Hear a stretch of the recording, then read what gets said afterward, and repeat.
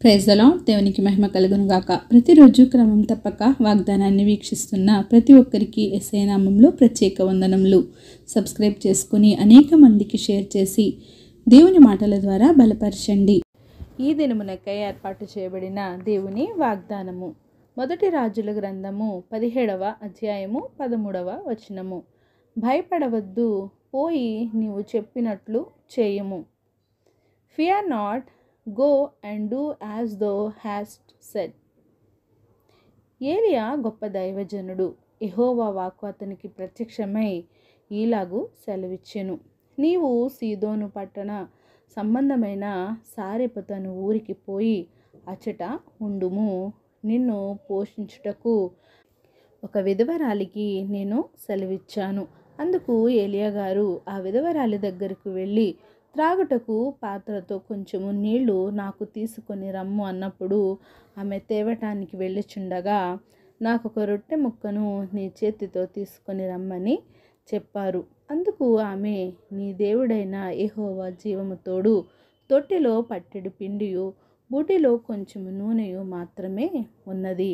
వాటితో ఒక చిన్న అప్పము చేసుకొని తిని, నేను నా బిడ్డ చావక ముందే చేయుట కొరకు పుల్లలు ఏరుకొనుట కొరకు వచ్చి తినని చెప్పినప్పుడు ఏలియా గారు, భయపడవద్దు, పోయి నీవు ఏమి చెప్పితవో అదే చెయ్యి.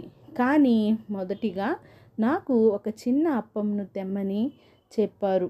ఆ విధవరాలు ఆ దైవజనుడు చెప్పిన మాట విని మొదటిగా ఒక చిన్న అప్పమును ఆయన కొరకు తేవడం జరిగింది.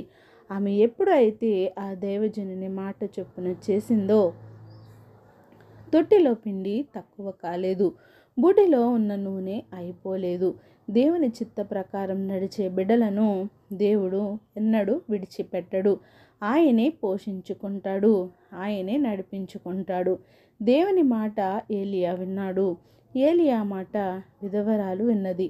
కనుకనే ఒక్కరోజు తిని చనిపోవాలని అనుకున్న ఆమె కుటుంబం, ఏలియా గారు అనేక దినములు అద్భుతంగా పోషింపబడ్డారు. దేవునికి అసాధ్యమైన కార్యాలు ఏమీ లేవు. దేవుని మాట విని ఆయన మాటకు లోబడి ఆయన చిత్త ప్రకారం నడుచుకున్నట్లయితే వెనుక తిరిగి చూచుకునే దినములు మన జీవితంలో ఉండకుండా చేస్తాడు. భయపడక దేవునిపై నమ్మిక ఉంచు. ఆమేన్. చిన్ని ప్రార్థన.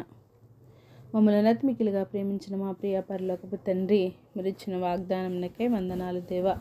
ఎవరైతే ఈ వాగ్దానాన్ని విన్నారో తండ్రి ప్రభువా, అవును రాజా, మీరు సెలవిచ్చిన రీతిగా నాయనా మేము మా బ్రతుకులను నాయనా మలుచుకొని నీ చిత్త ప్రకారం నడుచుకునే కృపను మా ప్రతి ఒక్కరికి దయచేయండి. ప్రార్థన వస్తుకొని ప్రతి ఒక్క బిడ్డని సమయంలో జ్ఞాపకం చేసుకోండి. వారి అవసరతలను అక్కరతలను సమస్తము ఎరిగిన దేవుడు.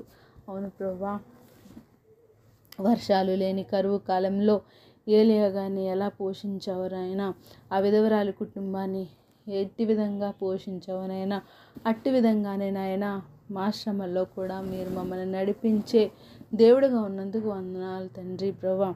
అట్టి విశ్వాసము, అట్టి నిరీక్షణ, అట్టి ప్రేమ ప్రతి ఒక్కరు కలిగి ఉండి నీకు ఇష్టమైన బిడ్డలుగా మేము నడుచుకునే భాగ్యం ప్రతి ఒక్కరికి దయచేస్తారని యేసుక్రీస్తు పరిశుద్ధ నామమున ప్రార్థించి అడిగి వేడుకొంచున్నాను మా తండ్రి.